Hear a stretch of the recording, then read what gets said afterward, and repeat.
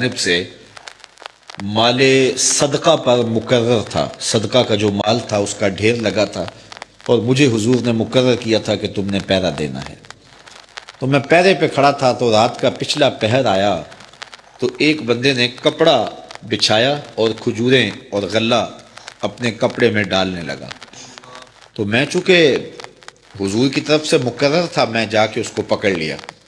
اس نے کہا میرے چھوٹے چھوٹے بال بچے ہیں، کثیر العیال ہوں، تو مجھے چھوڑ دے، میں مجبوری کی وجہ سے چوری کر رہا ہوں، ورنہ میں کوئی پیشہ ور چور تو ہے نہیں۔ حضرت ابو ہریرہ فرماتے ہیں مجھے ترس آیا تو میں نے اس کو چھوڑ دیا۔ خیر رات گزری، صبح فجر کی نماز ہوئی، میں حضور کی خدمت میں حاضر ہوا تو حضور کو سلام کیا۔ حضور نے مجھے کہا ما فعل اسیرک البارحہ، ابو ہریرہ رات والے چور کا کیا ہوا؟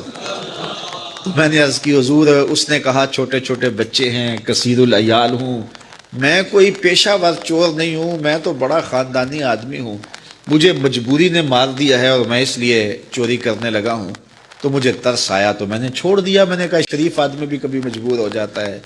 تو حضور نے مسکرا کے فرمایا جھوٹا آدمی ہے اور آج پھر آئے گا۔ کہتے اگلے دن میں ویسے بھی طاق میں رہا تو وہ پھر آیا اور اس نے چادر بچھائی اور غلہ ڈالنا شروع کر دیا۔ میں نے پھر پکڑ لیا، اس نے پھر ترلا منت اتنے زور سے کیا کہ میں نے پھر اس کو چھوڑ دیا۔ صبح گیا حضور کی خدمت میں تو آقا کریم نے فرمایا کہ وہ رات والے چور کا کیا بنا؟ میں نے کہا حضور اس نے پھر اتنی منت کی۔ فرمایا جھوٹا آدمی ہے اور وہ آج پھر آئے گا۔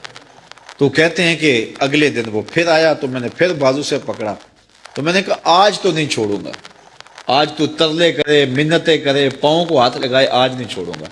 اس نے کہا ابو ہریرہ میں ایک بات تجھے بتاتا ہوں، اگر تیری سمجھ میں آ جائے تو مجھے چھوڑ دینا۔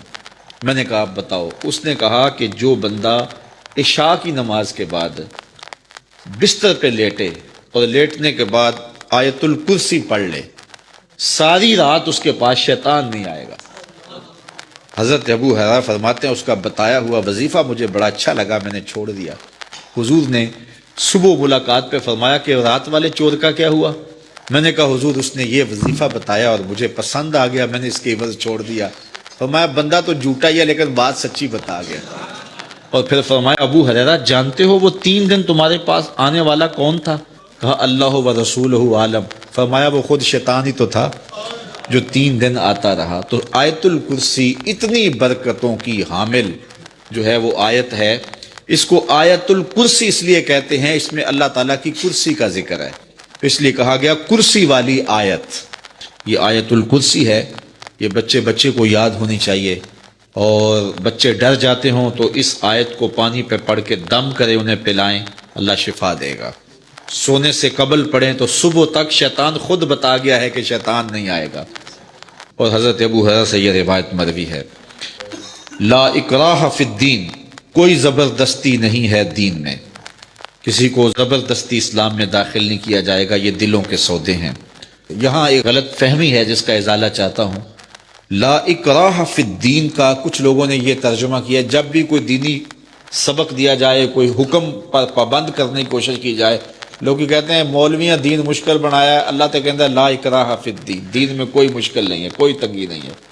یہ اس کا معنی نہیں ہے، اس کا معنی ہے دین لانے میں کسی کو مجبور نہیں کیا جائے گا، یعنی کسی کی گردن پہ رکھ کے پسٹل کہا جائے گا پڑھ کلمہ ورنہ گولی ماروں گا، ایسا نہیں ہے کہ کسی کو مجبور کیا جائے۔ دلائل دیے جائیں گے، دین بتایا جائے گا، اس کی مرضی ہے قبول کرے، اس کی مرضی ہے نہ قبول کرے، یعنی کسی کو دین لانے کے بارے میں مجبور نہیں کیا جائے گا۔